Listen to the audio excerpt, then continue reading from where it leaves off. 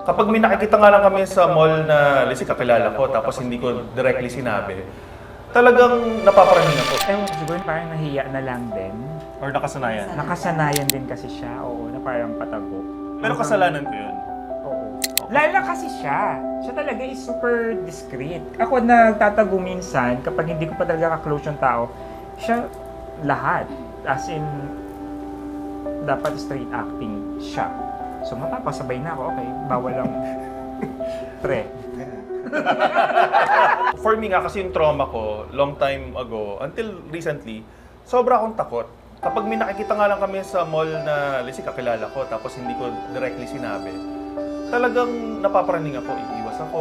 Kunyari, busy ako, naglalakad siya, bigla akong titigil. Until now, talagang kailangan kong turuan yung sarili ko na to act natural.